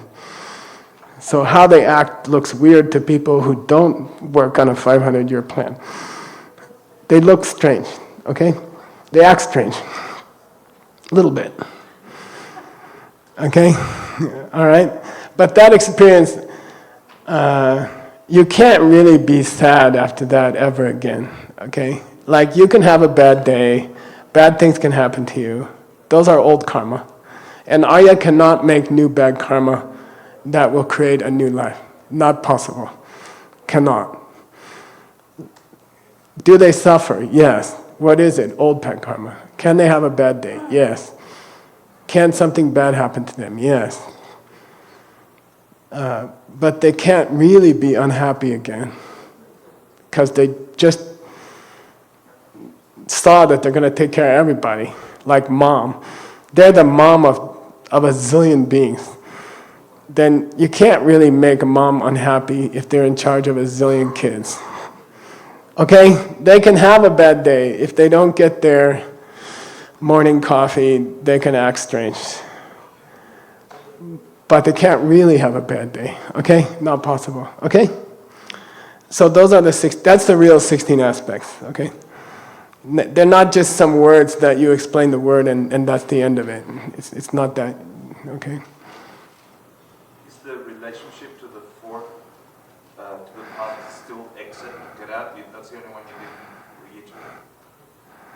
Oh, does that which gets you out connect to the getting out in the last one? Not directly. They happen to be two tenses of the same verb. Yeah. Okay. Any questions? I was going to explain why we did the Four Truths. The last part we did in the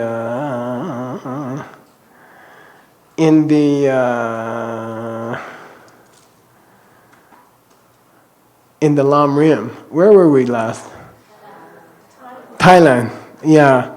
The last thing we talked about was the first teaching at Varanasi, okay? The first turning of the wheel was the last sentence we talked about in Thailand. And they talked about how the Buddha repeated the 4 Arya truths to the 5 monks 3 times. And by the time he finished the last explanation, they had all seen emptiness directly. Okay? So those were the good days. Okay? And then the last verse we did in Thailand was Gelong Dag, Dini Dungyal Pape Demba O, Dini Kunjung Pape Demba O, Dini Gopa Pape Demba O, Dini Lam Pape Demba O. This is the Buddha's first teaching. That's the first turning of the wheel. The first part of the first turning of the wheel. First thing he said to other people was, except that I need a bowl of rice, which he actually did say before that. Dini Dungyal Pape Demba O. The first truth is suffering. The second truth is source. The third truth is cessation. The fourth truth is path. That was the first teaching, okay? And that's where we stopped last time. And now we are ready to start the class. Okay? Now, since you are all going to become Lam Rim meditation masters and teach many people Lam Rim meditation, and the best ones are going to teach it at Jasmine's meditation centers, studio. We have to start reviewing the Lam Rim meditations, okay? So we're going to do 60 every retreat for the next 2 years, okay? And I think you have them. I think you have a printout, okay? The first picture is Pabonka Rinpoche, okay? So I'm going there. I have 20 minutes to teach you 6 pictures. Okay, here we go. Again, the goal of this exercise is I'm going to give you a 3-minute talk about each picture, okay? And you have to be able to give it back to me when the day comes that you get your Lam Rim meditation teacher examination. It will be with pictures, okay? And I think it's cool. Okay, ready? Okay, somebody got to watch the time for me. Okay, I got like 3 minutes on each one. Okay, ready? And what I mean is, I can talk to you, you know I can talk to you for an hour or two about each picture. But I don't want you to know that much. I want you to know 3 minutes of talk about each picture. First picture. Okay, by the way, I don't want to call you ACI teacher. I want to call you a meditation teacher, okay? You go around telling people I'm an ACI teacher, they'll say, huh? Okay, I want you to be the best meditation teachers in the world. The best meditation teachers in the world would know these 500 pictures, okay? First one, this tradition of meditation goes back 2,000 years. That's an approximation, it's really 2,497. I didn't want to put a big number. It sounds more sexy to say, the businessman walks into your meditation center, you say, I'm going to teach you 2,000-year tradition. Okay, at our center, we have a 2,000-year tradition, okay? I would say there's 1, 2, 3, 4. 1, 2, 3, 6 lamas you should know. Okay, 6 teachers you should know, okay? In this lineage, okay? The Lam Rim lineage, you should know 6 teachers, okay? When you explain this photograph, I want to hear 6 teachers' names, okay? Number 1, Buddha, okay? Who wrote the first Lam Rim? It's called Buddha, okay? Some people say it was the Tibetans or something. That's not correct. Even so, the first Lam Rim was written by Buddha, okay? First, this tradition of meditation that you're going to learn at our meditation studio started 2,000 years ago with a person named Gautama Buddha, okay? First person. Second person, Tsongkhapa. Okay, 2,000 years later, Tsongkhapa. Extraordinary meditation teacher. The best one that ever lived, period. I don't care. Call me prejudiced, but I know. I've done it, okay? Second one, okay? Tsongkhapa. Third one, Pabonka Rinpoche. Was it born 1869? Can you look in the catalog? Passed away in 1941? Something like that. 1878 to 1941, okay? Nice to know the years. What monastery? The best one, Saramay. What house in the best monastery? The best one, Gyerong. Which house are you in? You are Gyerong. You own Pabonka Rinpoche. Okay? I'm just telling you. Your karma is not just weird, it's really weird. Okay? You are from the same house as Pabonka Rinpoche. Okay? And then he taught extraordinary scholar. Okay? Geshe, Pastor Geshe. And extraordinary, same level as me, Lingsei Geshe, okay? Which is like friendly Geshe, not too hot.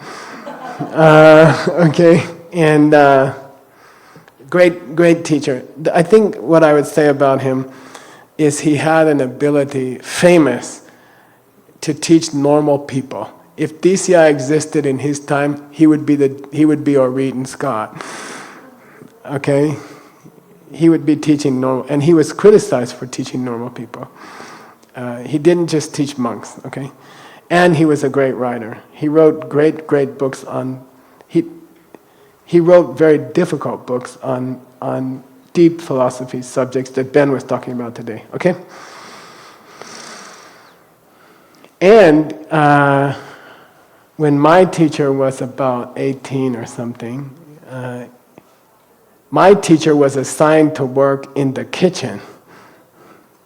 Actually, he bought the groceries for one of Pabonka Rinpoche's retreats, like 2,000 people. So my teacher was supposed to go buy the groceries. And then, for some weird reason, Pabonka Rinpoche walked into his room and grabbed him by the head. And my teacher was a naughty boy until then. And he was not gonna be a geshe at all. And that's why he was doing grocery service. And Pabonka Rinpoche conked his head and said, this one's gonna be good. And after that, something happened to him. And my teacher won the debate against every monk in Tibet when he took his geshe. He was the best of 15,000 monks, okay? Because he got this bunk on his head, okay? You need a bunk. So anyway, so the next person in Lineage is Geshe Lobsang Tarchen, Ken Rinpoche, whose photo is here. And he's your grandfather, okay? All right, Grand Lama. I'm sorry, Chujang Rinpoche. I take it back. The next one is Chujang Rinpoche. Born 1901, I believe. Passed away in 1981. And he's one of the two teachers of the current Dalai Lama. And he's the greatest writer who ever lived in Tibet, I think. His writing is extraordinary. And he wrote the book that you are studying. He wrote the Lamrim from his teacher's teaching. So he took notes very well. There's no recording, right? No microphone, 2,000 people. And he took the notes and he wrote this book, okay? And I think it's the greatest Buddhist book on this planet. And there's a lot of competition. There's 200,000 other books. I think it's the greatest. That's why I'm teaching it, okay? And that's why you're gonna teach it, okay? So it's the most helpful book you can teach somebody in this world, okay? All right, so then he taught it, and Pabonka taught it to my teacher, Ken Rinpoche Geshe Lobsang Tarchen. He was born in 1921, and he passed away in 2004.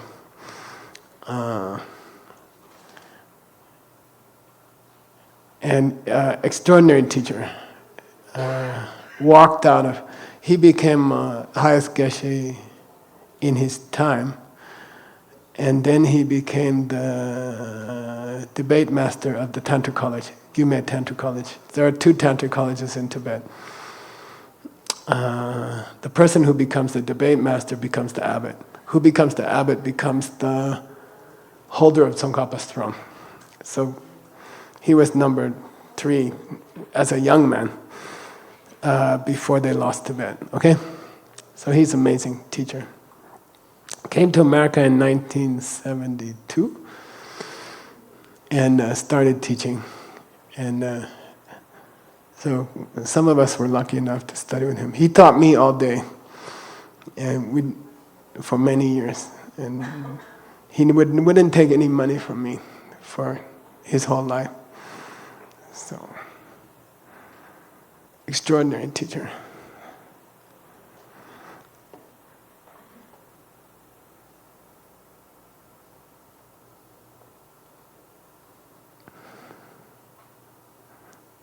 Okay, then Geshe Michael taught you. Okay, you know him. All right, number 2. What's the goal of the Lam Rim? We want to change this world. And I'm very proud of DCI, I'm proud of Scott and Reed especially. We're close. And it's weird when you're inside of it and you don't think Scott's saving the world. You think he's just like this guy. But they are saving the world. They're very close to that kind of level. 3,000 people come to a teaching and hear the pen. You know, that's kind of weird in this world of televisions and internet. It's weird. So it's really happening.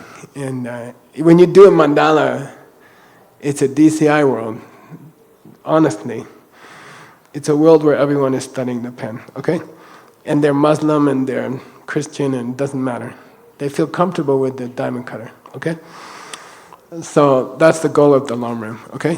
What is the purpose to be a Lam Rim meditation teacher? I want to make a world where everyone is happy and cannot die. Everyone sees emptiness directly. This is what do you do?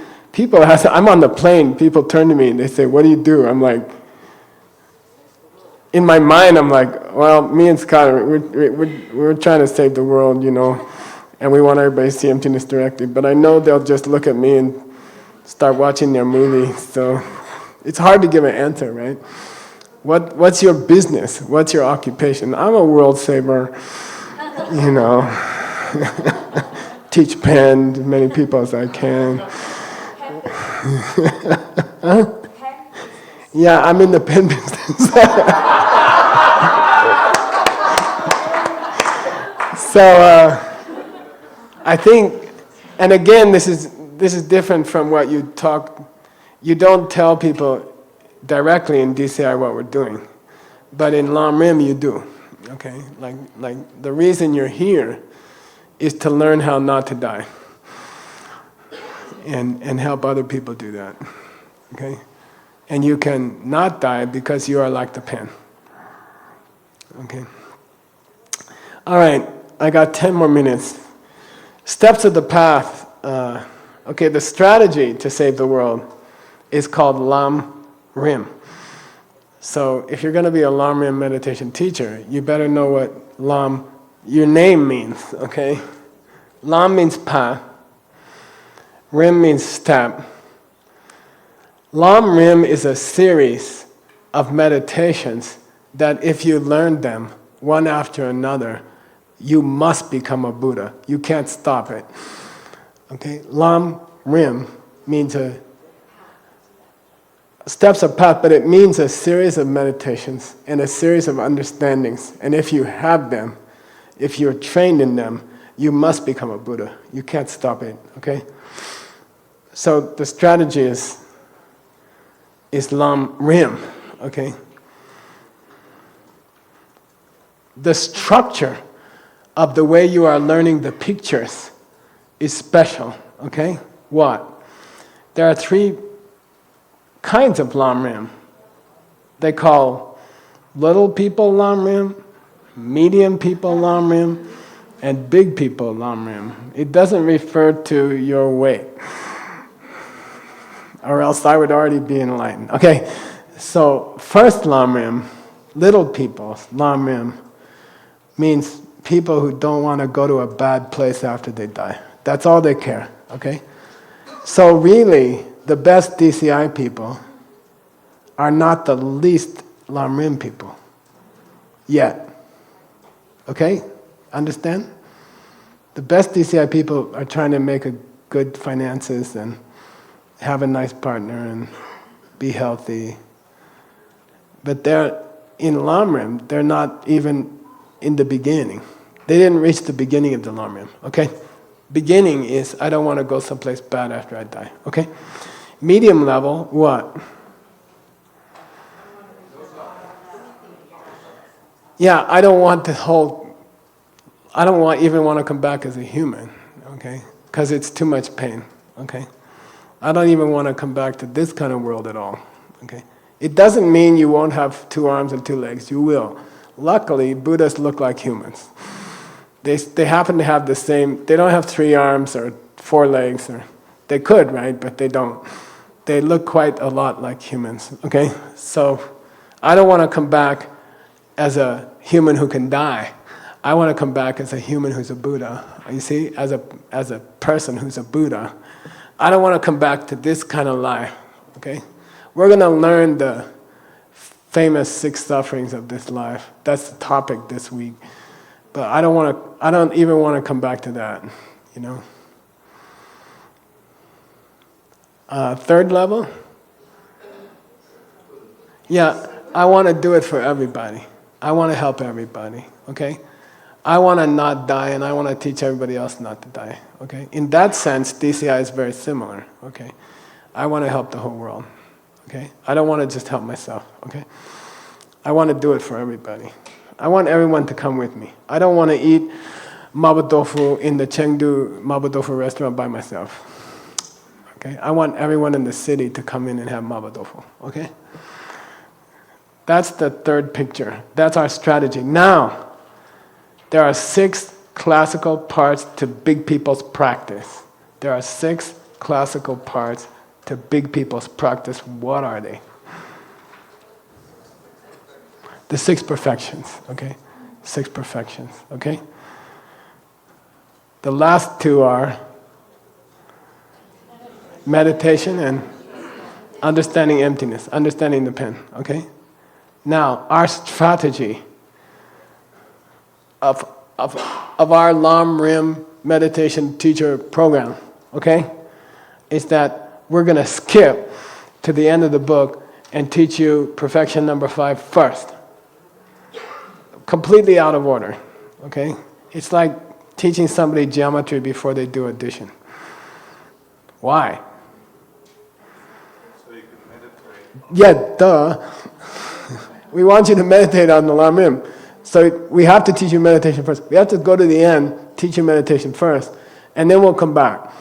And we'll meditate on each part of the path, you know, okay?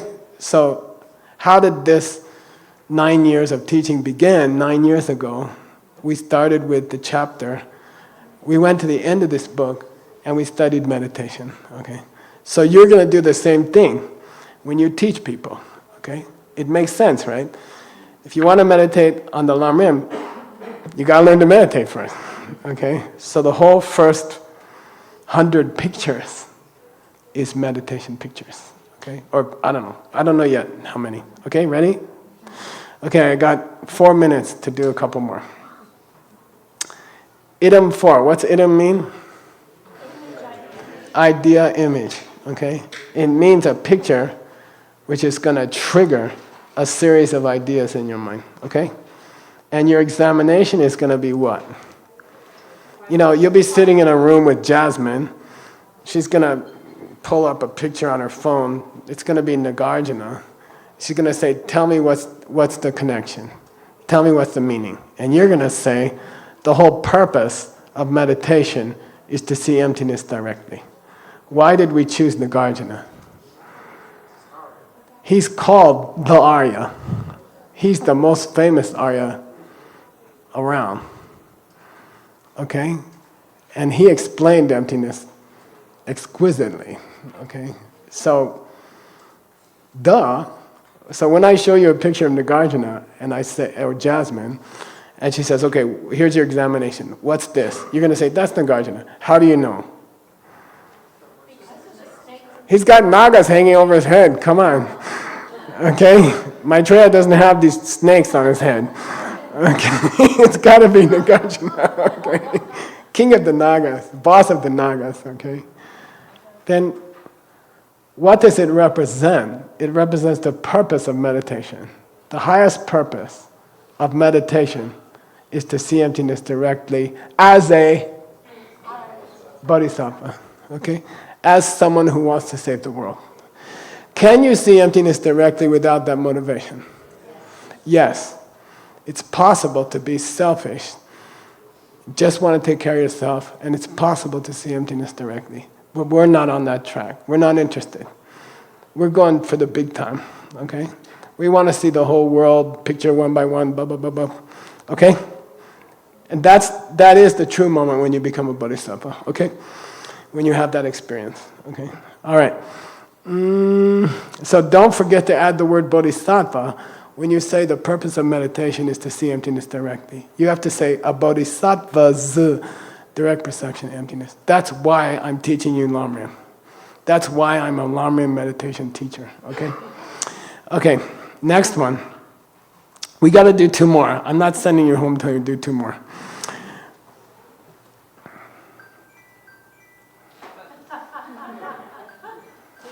Really?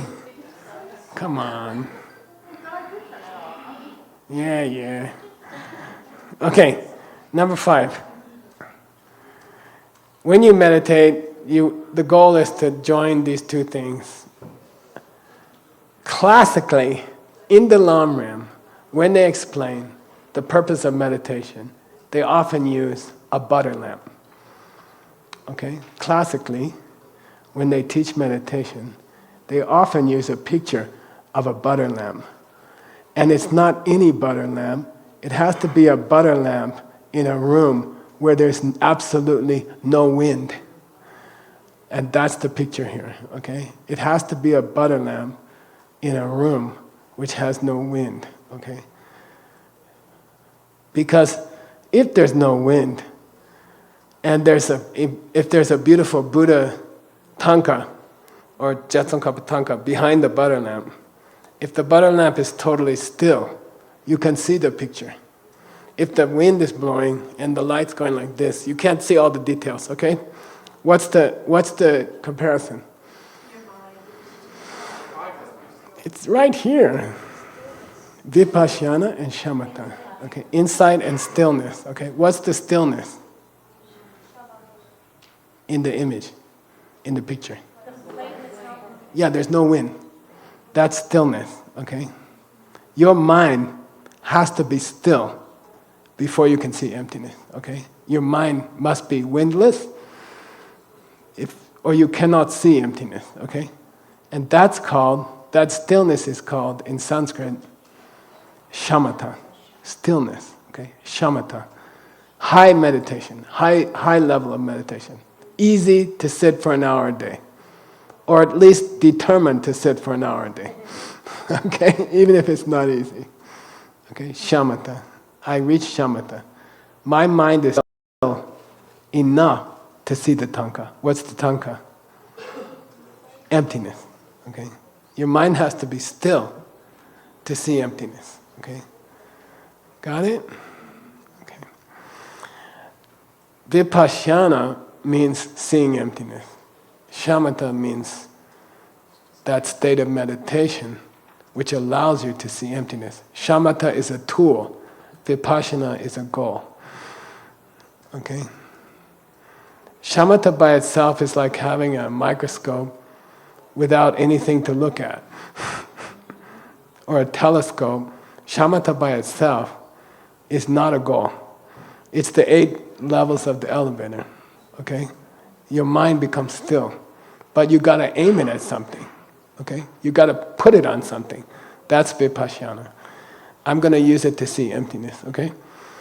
Don't go through the 8 levels of the elevator for your whole life so you can watch your breath.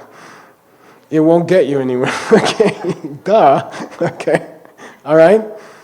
You wanna aim it at emptiness, okay? Okay? Alright. And by the way, Vipassana doesn't even refer to the meditation, it refers to the emptiness. So that's double wrong word, okay? The meaning is wrong and the word is wrong, but everything else is okay. Alright, just kidding. Completely wrong, okay? Number 6, and then we're done for tonight.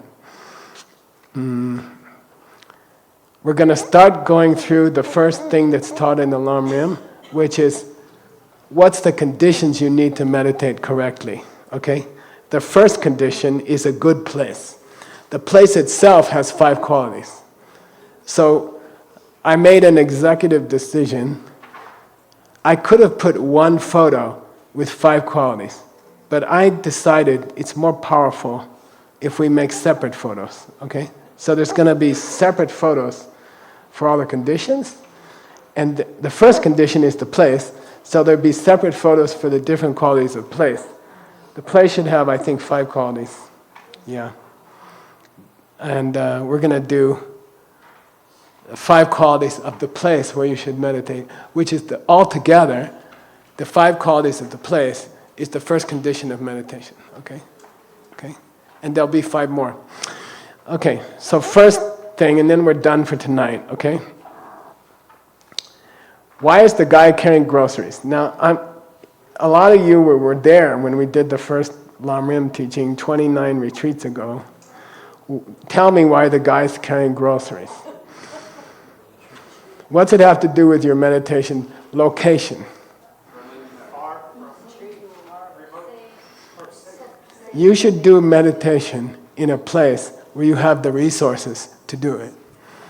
Okay? You got to have Michael Dunn there to drive the car. You got to have Russinger to fix the water system. Okay? Don't do retreat by yourself out in the desert. Okay? Get a support team. The first characteristic of the place is that you need support. You need someone to deliver groceries. You need someone to fix the water. You need someone to drive you around. It's hard. We spent $1.5 million to keep the people in retreat, just the food. The Singapore people remember. I remember fundraising you on the border control point between Singapore and Malaysia. I was hitting you up for I remember, it was midnight. We're in the car, I'm like, we need money, you know. She's very good at that. So anyway, safe and cared for. The place should be safe, and you should have people taking care of you, okay? You can't do heavy-duty meditation without resources. You need money. You need groceries. You need a house with a door, okay? You need the time that you don't have to work. You see, you need help. You need resources. That's the first requirement of heavy meditation. You need resources, okay? You need a J-O-B. Some people are like, what? What's that? You need an income, okay, to be a meditator. Okay? You need an income to be a meditator. And I do not support people not working because they want to meditate. It doesn't work. You need to work. You need an income. You don't need a big income, but you need an income. I don't respect people who are just living off of other people. It's not fair, okay? Every meditator should arrange for enough money that they earn by themselves to meditate, okay? It doesn't have to be $100,000 a year. We live in a world where you can make enough money in 6 months to meditate for 3 months. You see what I mean? You can make enough money to get here if you want to, if you really want to. And I don't think it's good to wait for someone else to pay for it, okay? You should support yourself. You should take responsibility. If you can't take responsibility for yourself, I don't think you can take responsibility for other people, okay? I don't think it's going to happen. So you should have an income. You don't need a big income. You know, I have an old car. I have a tiny house. I'm happy. And I can come here, okay? And, okay? Okay, we finished the first 6. We got to finish 60 this week, okay? We have 10 classes. We'll work it out. What's happening? You are the smiling lady, and you've got Michael Dunn bringing you groceries. Okay, that's the picture. Don't forget. Okay? All right. How do you get someone to bring you groceries? Yeah, you help other retreatants to get their groceries. That's called karma.